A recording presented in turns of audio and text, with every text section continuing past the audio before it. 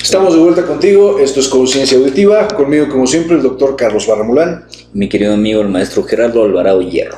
Hablemos de notas nacionales. Esta semana ganó cierta notoriedad un motín que se organizó en el penal de Tamaulipas, que continuó con la fuga de 29 personas a través de un túnel. Recapturaron a 12 de estas personas, hubo un civil que murió durante el motín. Y bueno, que se está investigando prácticamente todo el personal del penal. Los custodios, sí. ¿Cómo es posible que nadie se dio cuenta que hicieron un túnel de 60 metros? Sí, y ha coexistido que en varios penales se han fugado una serie de reos, y esto está hablando de que ya hay un problema con el manejo y con toda la seguridad que tienen los penales en México, ¿no? Aparte, fue la semana pasada, no me acuerdo en qué penal, que le llamaron bullying. El Chihuahua. Claro, sí, claro. Y que los hacían vestir con tangas a los fulanos y los pateaban en el piso, los mismos, entre los mismos presos. Y pusieron en alerta supuestamente esta cuestión de los derechos humanos. Perdón, las cárceles, como dice Gerardo, las cárceles cuestan dinero. O sea, para tener seguridad, para tener lo mínimo, te cuesta dinero. Y esa es una condición que viven los presos amargamente y que hace que sea un lugar mucho más violento de lo que se pueda pensar. Hay un estudio penitenciario que hace la ONU, no me creas si es 2008 o 2009, debe estar en línea, lo pueden encontrar, y en el informe de la ONU menciona el top 10 de las prisiones más espantosas del mundo. México está en el 10 de las prisiones más espantosas. Recordemos que el esquema de prisión, el esquema de orden penitenciario que tiene México es de autogobierno. Es decir, la prisión está construida sobre la base de que solo tengo que tener a los reos adentro, lo que hagan dentro es rollo de ellos. Entonces aquí tenemos condiciones de hacinamiento, de subalimentación, porque la gente no se alimenta. Yo me imagino que lo que han dicho siempre de drogadicción, de venta de estupefacientes. Es traumático, es subservilismo, abuso sexual. Estamos hablando de todas las condiciones horribles posibles en las prisiones. Y lo que ha sido dramático en el caso de México es el aumento de la población carcelaria. Sí. Si estamos hablando de que hace, vamos a decir, 50 años, la población que estuviera en prisión representaba a uno de cada 100,000 habitantes o uno de cada 200,000 habitantes. Ahora la proporción se ha reducido y por ciudades o por estados, la proporción estaba en uno de cada 20,000. Entonces vamos a decir que hay 4 reos más de los que había hace apenas 50 años. Hay nuevos delitos, y ¿quién cae en prisión en México? Quien no se pudo arreglar con el Ministerio Público, quien dejó que llegara el asunto a un juez, quien no tenía dinero para pagar un abogado o para entrar a la maña del sistema, y al final, ¿quién no entra en prisión? Todos los que sí ya lo arreglaron antes de tocar a un juez. Entonces esto es devastador, es absolutamente desastroso. Y no ha sido una prioridad de ninguno de los gobiernos mexicanos en los últimos 50 años. Citando a Dostoyevsky, podría decirse todo lo que hay que decirse de una sociedad si echamos una mirada a sus prisioneros. Enteramente de acuerdo. Bueno, segunda nota. El Paso Express que va a Cuernavaca se inaugura esta semana, y acaban de destapar la lata de gusanos y descubrieron que en vez de costar 1,050 millones para los que estaba presupuestado, bueno, se fue a 2,200 millones de pesos. Entonces se fue a más del doble de la cantidad presupuestada. Esto, por cierto, va a ser un paso que no está generado por el Estado, sino que está generado por consorcios, 3 consorcios constructores, y va a costar o va a tener un costo de peaje. Y esa ganancia, en vez de tener la administración del Estado detrás de ella, la va a tener un particular durante concesión los próximos 50 años. Claro, lo que nos hemos topado sobre todo en el centro del país, en México, es esta imposibilidad de tener vías de comunicación importantes. Entonces, este gobierno ha cacareado mucho, sobre todo está cacareando mucho de que ha incrementado la vialidad a través de precisamente nuevas vías, y se está hablando, por ejemplo, del famoso tren de Toluca a Observatorio y una serie de medidas de este tipo. Ahora, es caótico porque la Ciudad de México, si todas van como punto concéntrico a la Ciudad de México, es evidente que la Ciudad de México todavía condensa una potencialidad económica que no se ha podido descentralizar, y esto está permeando en este tipo de condiciones. Efectivamente. Y se vuelve mucho, muy peligroso, porque finalmente hay 25 millones de personas viviendo en el Distrito Federal, bueno, la Ciudad de México ahora, y esos 25 millones en 5 años más se vuelven 30, y en 10 años más se vuelven 50 millones. Y estamos hablando de, y digo, si podemos ponernos a experimentar en cabeza ajena, lo que podemos pensar es China. Shanghai llegó a un punto tan absolutamente bestial de centralización que no le quedó otra más que restringir el paso. Y entonces hay una restricción literal de paso para que no haya tanta concentración ni económica, ni de personas, ni de tránsito. Es la única forma que encontraron para poder moverse. ¿Qué ocurrirá con la Ciudad de México? Llegará a un punto en el que se fusione con el Estado, como el caso de Toluca. Toluca es muy claro. Toluca como tal, capital, es una galleta, y se acabó abarcando como mancha a todos los pequeños municipios que había alrededor. Entonces sí habría que pensarlo, porque seguir creciendo sin ningún tipo de planeación pues arroja finalmente. Es como nos muestran en las películas los edificios en Japón o los edificios en China, donde los espacios son hiper pequeños, ¿no? Y escuchas lo que sucede en el otro departamento, no sé. O sea, condiciones de hacinamiento traen violencia. Sí. Eso es en automático. Sí, no, claro. Y entre mayor contacto tengas con el vecino, más proclive a la violencia. Tráfico, claro. Violencia, delincuencia en general. Encarecimiento de productos y servicios, y llegará un punto que hay que entender que los mantos acuíferos que generalmente estaban repletos o que estuvieron repletos debajo de la Ciudad de México ya no lo son tales. Ahorita los que le están exportando agua son Tlaxcala, son Hidalgo y son el mismo Estado de México. ¿Qué va a pasar en 50 años? Es más, ¿qué va a pasar en 10? Cuando esos mantos acuíferos que le están supliendo agua o le están proveyendo de agua al distrito ya no se pueda. Un ecocidio. Dejar desértico todo esto y tener que irnos a otro lado. Entonces, esto realmente es un problema. El sistema Cutzamala está programado para reventar en aproximadamente 5 o 6 años. No va a dar más. Entonces, sí habría que realmente planteárselo, porque es un problema real. Vicente Fox sale esta semana a comentar, y me encanta el término, dice: ya estamos dominando a la bestia, refiriéndose a Donald Trump y las negociaciones que hay con Estados Unidos. Trump asume esta actitud triunfalista porque esta semana, y lo mencionamos más adelante, Trump tiene que ver su plan, o su Trump Care, o lo que hubiera sido su plan de salud, completamente destruido, junto con otros 2 o 3 planes que se le fueron completamente para abajo. Sí, no los pudo echar a andar, pero Vicente Fox es como un niñito, ¿no? O sea, tampoco tiene un cerebro como para que él pueda prospectar en el análisis qué pasa con esto, ¿no? O sea, tampoco, no lo parece. Un poco exagerado. Es tan idiota que empezó a decir que si se legalizaba la marihuana iba a cultivar marihuana, y no era una de las cosas que no se podía hacer era producirla, ¿no? Entonces él dice cosas que de repente no me extrañan. Está muy lleno de contradicciones el señor. Esta semana también sale Barbosa a hacerle, el senador Barbosa, que se pronunció a favor de Andrés Manuel López Obrador de Morena. Y causó un revuelo así como con esto de que PRD y Morena están peleados a muerte, o sea, están peleados así como hermanos irreconciliables, y Barbosa dentro del PRD se postula porque alguien de la izquierda fuera del PRD y se convierte en una caja de Pandora, ¿no? O sea, en una telenovela, tan telenovela como lo de el departamento de la Barrales, ¿no? En Estados Unidos. Efectivamente.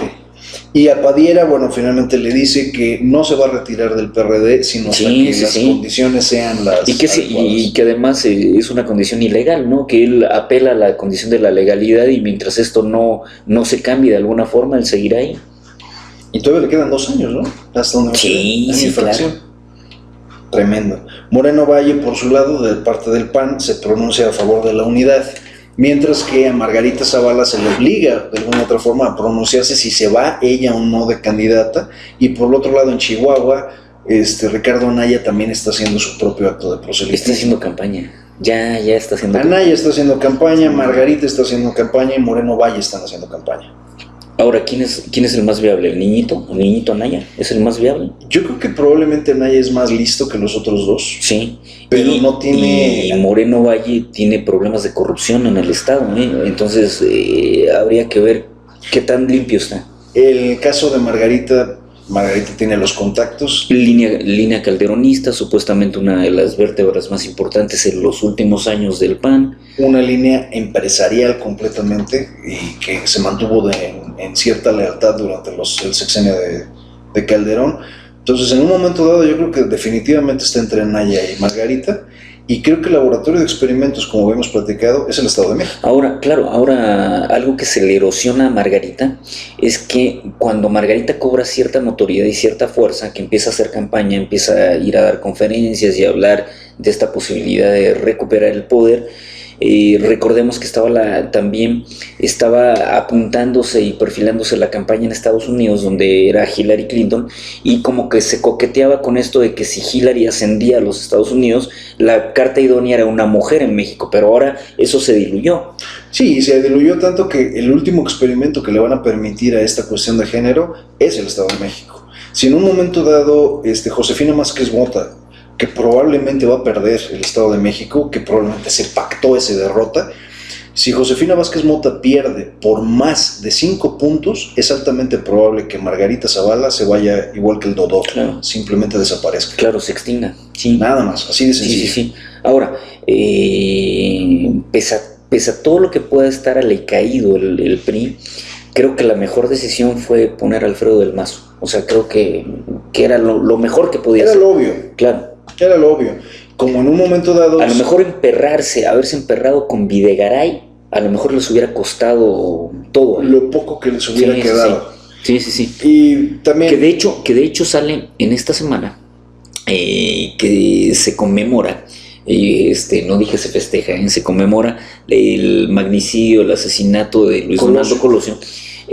Sale hablando el doctor José Narro, que José Narro fue colaborador de Colosio, Colosio había sido jefe de Narro, hace todo un discurso y Narro se presenta, aunque todavía no se había perfilado tan claramente, se presenta como uno de los presidenciables. Y el discurso que da es un discurso de mucha unidad, pero no solo hacia el partido, sino fuera del partido, con los adeptos y también con la gente que está en contra del priismo, es decir, como que quiere tender un puente, y eso no se había visto en otros priistas. Entonces es interesante la jugada, porque si PRI logra mantener Estado de México, podría refrendar esto que se fue diluyendo esta posibilidad de que mantuviera el continuismo en la presidencia de la República, ¿no? Es interesante. Ahora, Narro tiene el contrapeso de Osorio Chong. O sea, habría que ver en que si es con ellos dos, habría que ver cómo se va a dar, ¿no? Narro está como mucho más abierto y Chong es menos abierto en ese sentido. No, Chong es de trazo vertical, claro, completamente vertical, unidimensional incluso. Entonces ahí el partido tendría que ver, cómo se toma la decisión, qué le conviene más, ¿no? Finalmente. Es interesante. Creo que no son los únicos. Ahora, en PRI, ¿tú ves alguna mujer? ¿Tú ves a Ruiz Massieu como...? Ruiz Massieu esta semana tuvo un accidente que fue poco publicitado. Las camionetas que la llevan, en la camioneta en la que ¿chocaron o qué? Atropellaron a un niño. ¡Ah, qué brutalidad! En Reforma. Ruiz Massieu, para bajarle un poco el tono al accidente, lo que hizo fue que ella también se hospitalizó. Como que supuestamente ella salió accidentada. ¿Y el niño logró vivir? El niño vivió, le están pagando todas las curaciones y todo lo demás en el Ángeles, en la Ciudad de México. Pero, ¿te imaginas? O sea, ¿cómo iba manejando el escolta? Y el escolta lo puso en disposición y la camioneta se fue al corralón. Pero... cortó por Lozano. Ruiz Massieu, se tapó, no la veo se curó en salud. Con el liderazgo ni dentro del partido ni hacia afuera, como para ser ella presidenciable ni remotamente. Creo que finalmente es una persona que sirve como un dron al sistema y que no sale de la verticalidad del sistema. Tiene una vértebra con la familia Salinas. No, eso es tiene una vértebra, aunque esa vértebra, recordemos que se erosionó en algún tiempo, entonces habría que ver cómo está ahí, ¿no? No, la forma en la que salió de Relaciones Exteriores fue por la puerta de atrás, ¿no? Fue vergonzosa. La mandan a esta presidencia del PRI, que yo creo que era uno de los lugares menos cotizados. O sea, finalmente yo la veo muy poco presidenciable a ella. No veo otra mujer con esta fuerza. Ya ¿no? Dulce María Curi se fue diluyendo hasta que se diluyó. No veo a nadie más con ese empuje. Beatriz Paredes tampoco. Beatriz Paredes ya no se diluyó por completo. Sí. O sea, estas mujeres fuertes del priismo que traían un huipil simplemente se desaparecieron. ¿De qué? Del priismo de hace 10 años, ¿no? ¿Se desapareció? Sí. Y en este se desapareció, pues finalmente también cambió la lógica del partido. El partido se asume como un partido totalmente sexista, como siempre lo ha sido, y ya fue más fiel a sus orígenes. Creo que tiene más sentido así. Sí. Esta semana Peña Nieto hace varios discursos, fueron 3, a menos que me corrija el doctor Barra, antipopulistas. Sí. Y pues la máxima ironía pues es como dispararse en el pie, ¿no? Está hablando de no al populismo, mientras que el PRI es un partido eminentemente populista. Sí, y la condición es que en estos discursos una de las cosas que dice es que el populismo da soluciones baratas o fáciles de primera mano, mediáticamente, y después se vuelven situaciones costosas, ¿no? Pero a mí lo que me pasaba por la mente, digo, más allá de no querer establecer polémica con el presidente de la República, yo digo, ¿qué más costoso de lo que todos hemos vivido este sexenio, ¿no? Este sexenio hemos tenido reveses de todos tipos, y a mí lo que no me deja de sorprender es que el sexenio sigue hablando triunfalistamente de logros. Pero nadie los ve. Y el problema es que, por ejemplo, ayer en uno de los discursos se señalaba precisamente con los empresarios y decían, es que nunca el empleo había crecido tanto. Y lo que sigue hablando, por ejemplo, CIDE, que es el Centro de Investigaciones Económicas, Docencia y Investigación Económica, lo que sigue hablando es que no es empleo de calidad. Es subempleo. Claro, entonces, imagínense un portal que dice, bueno, es que el empleo sigue en aumento, pero son empleitos, ¿no? Con unos pesitos muy pequeñitos y no el empleo que, claro, no permanentes, que a lo mejor en un cuatrimestre tuvieron un ascenso, pero el siguiente cuatrimestre a lo mejor tienen un decrecimiento, no sé, una cuestión difícil, ¿eh? No, incluso yo leí un reporte de la OCDE que decía que si finalmente vamos a tener un crecimiento se debería de medir por emprendimientos realizados y por emprendimientos que ya duraron los 2 años que tiene que durar un emprendimiento. Ya. A lo mejor también el discurso se empalma mucho con la polémica con Andrés Manuel, cuando Andrés Manuel critica a las Fuerzas Armadas, entonces como diciendo, advirtiendo, porque a Andrés Manuel es el que le cargan la idea de que él es el populista. Yo recuerdo teóricamente, se los vuelvo a reiterar, el populismo es un paradigma dentro del capitalismo que intenta ser conciliador. En los años 40, cuando hay el populismo cardenista o el peronismo en Argentina, es conciliador, es decir, intenta congregar a empresarios, a obreros, para activar el desarrollo de la cadena productiva.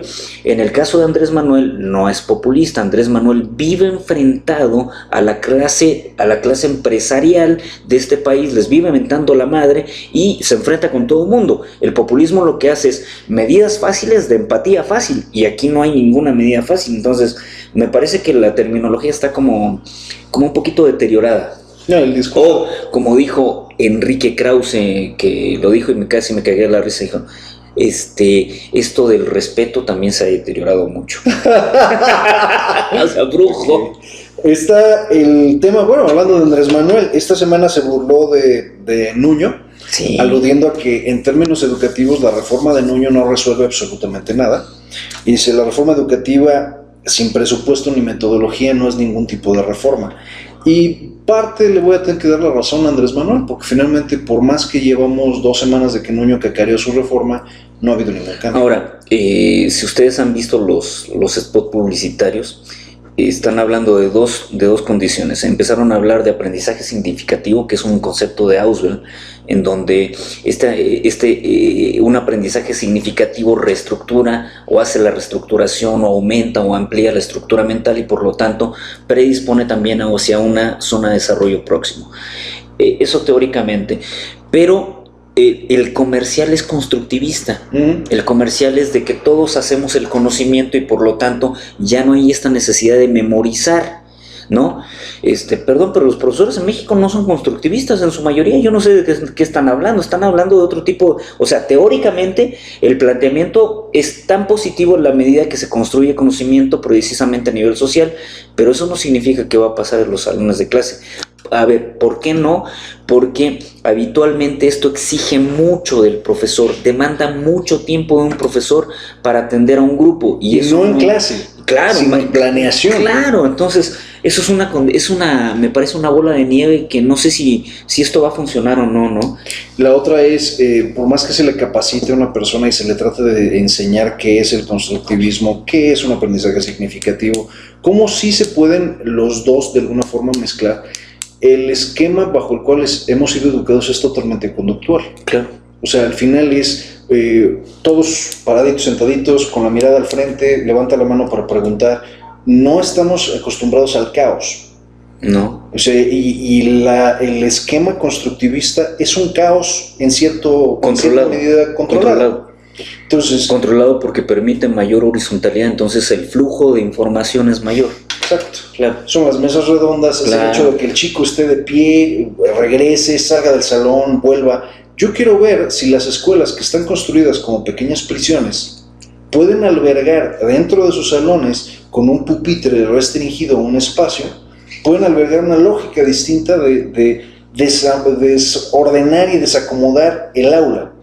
Nosotros como profesores, cuando yo me sacaba un grupo a darle la clase en el patio, desquiciaba yo a todos, desde el director hasta la subdirectora, hasta los secretarios académicos. Y todo el mundo decía, es que aquí hay... ¿Este hippie qué? Claro, aquí hay anarquía, y no necesariamente implicaba eso.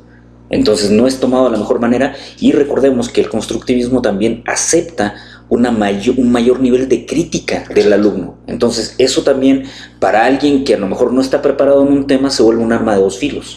Ahora, pensemos en las escuelas que son evidentemente dogmáticas, como las escuelas de inspiración cristiana.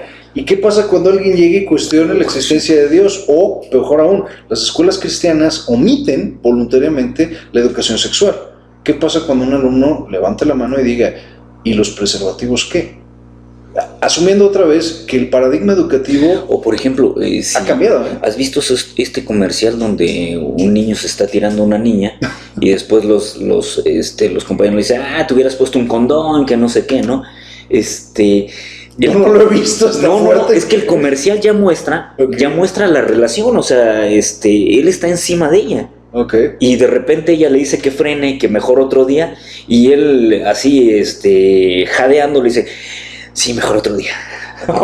Entonces, el comercial es fuerte, y es un comercial, creo que de la Secretaría de Salud, pero pregonando abstinencia. Claro, entonces, no pregonando abstinencia, sino que que uses los métodos anticonceptivos. Yeah. Es decir, que no cometas el error de irte por la libre, porque por la libre tiene un costo social mayor después, ¿no? Ahora, este comercial se inserta dentro de la televisión abierta y a mí me parece que contrastar realidades, es decir, que alguien diga, bueno, sí, pero en la televisión están diciendo que nos pongamos el condón y aquí en la escuela me dicen que todo lo contrario, está medio complicado el asunto, ¿no? Todos los que hemos dado clases ahora, en el siglo XXI, entendemos que la educación cambió dramáticamente, porque si tú dices algo de lo que no estás perfectamente seguro, si no traes el dato preciso en la boca, una persona con un celular te desarma. Claro. Así de sencillo, es un alumno discreto, voltea, checa en Google ahí mismo, te voltea a ver y te dice, está usted incorrecto. Sí, pongámoslo así, si la clase está precisamente en lo que está criticando la reforma educativa en este momento, si la clase es mecánica, en donde están datos y nombres, se lo llevó la mierda, porque ningún profesor supera en tiempo y espacio, en memoria, a una cuestión que bajas de Wikipedia, que a lo mejor habría que cuestionar qué tan veraz es Wikipedia, pero de todas maneras de repente hay datos que son inamovibles.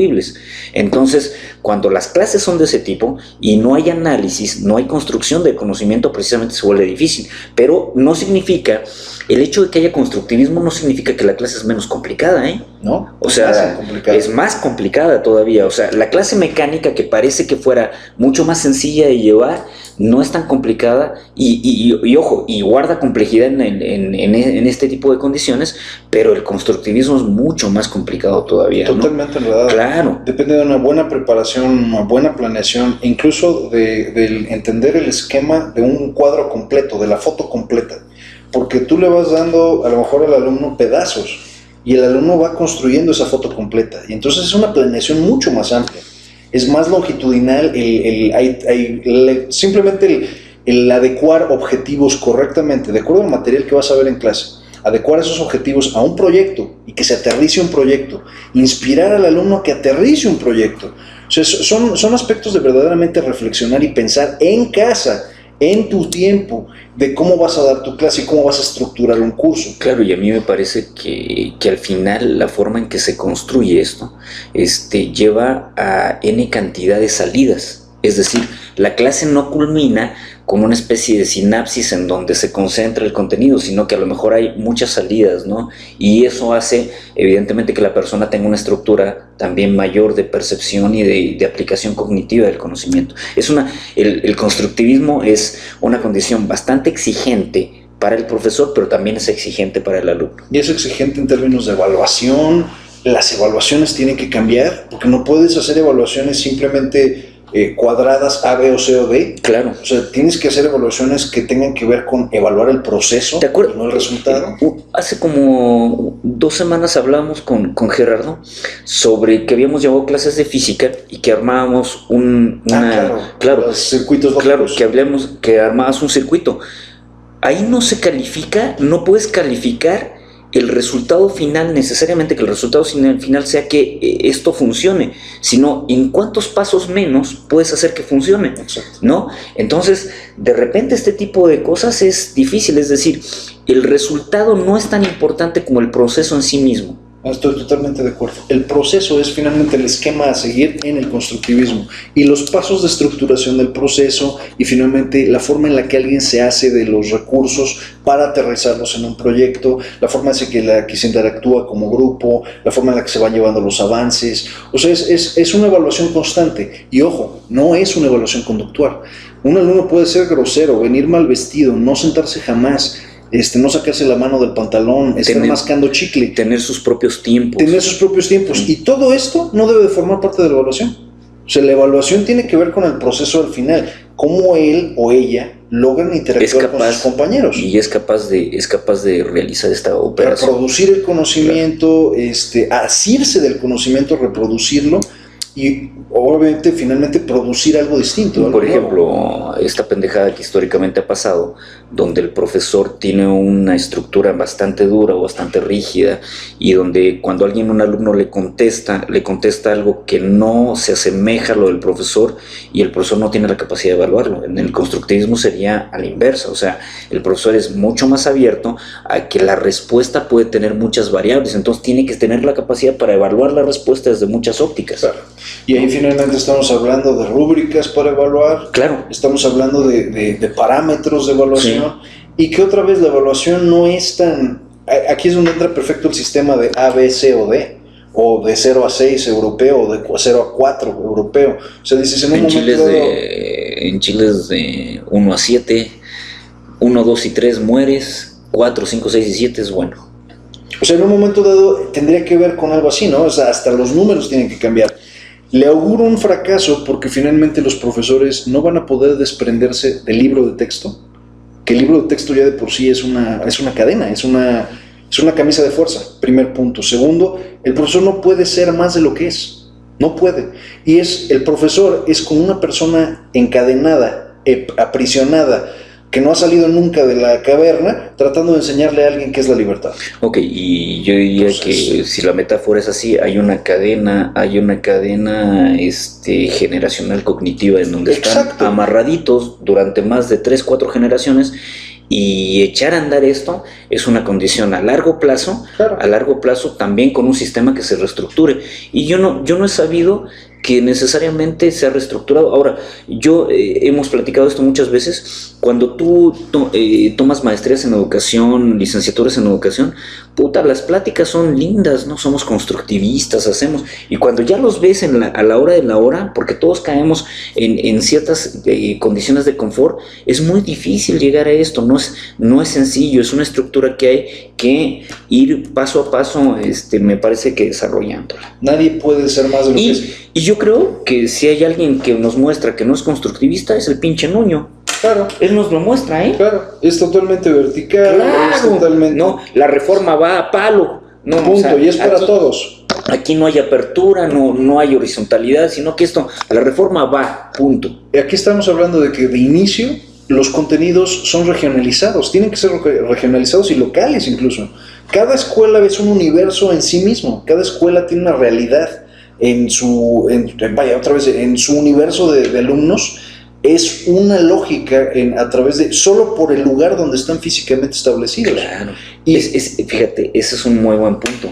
¿Cómo asumes la realidad desde tu mismo entorno? Claro, ¿no? Porque es completamente distinto. Incluso una escuela que está a 400 metros de otra es un universo completamente distinto. Sí. Por la geografía interior, por los profesores, por los colores en los que está pintada, por la disponibilidad que hay de Wi-Fi, las reglas con las que se evalúa. Todo cambia a 100 metros de distancia, 400 metros de distancia, todo cambia.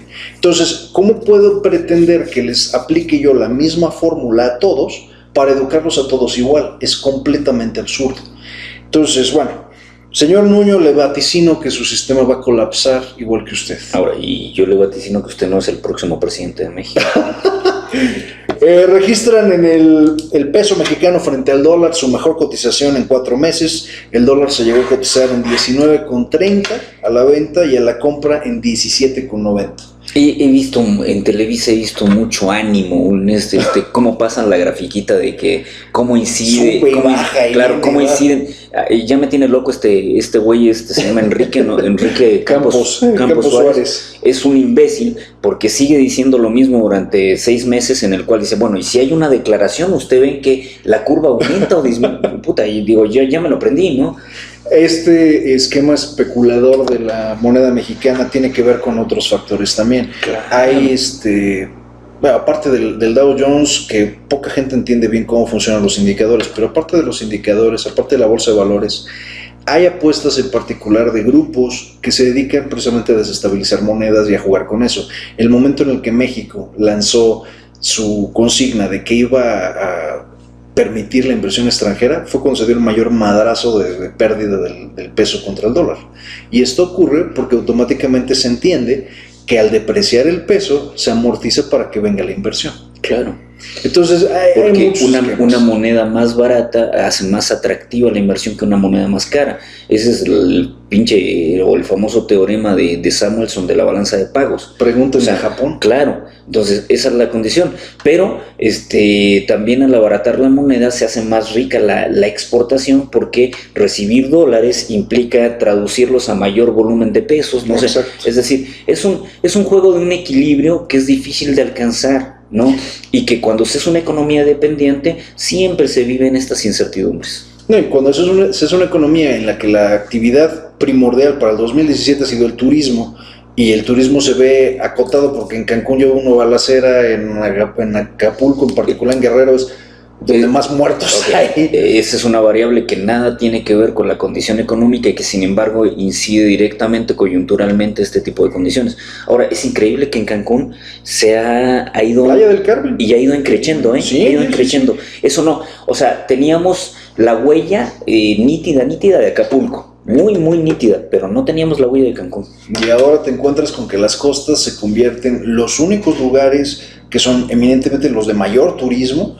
Las dos costas que son de mayor turismo ahora se encuentran también coludidas se encuentran invadidas por el crimen organizado, y estos son problemas verdaderamente graves.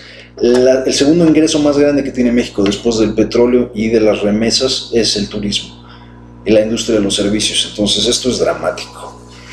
Bueno, hablando de otra canción de Mecano, en el 93 sale la canción del Dalai Lama, esta canción que supuestamente filmaron en la zona del Tíbet y más allá.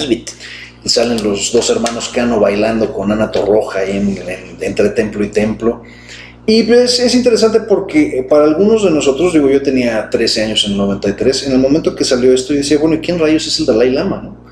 Hubo que entender toda la lógica del Dalai Lama, las reencarnaciones y toda esta parte.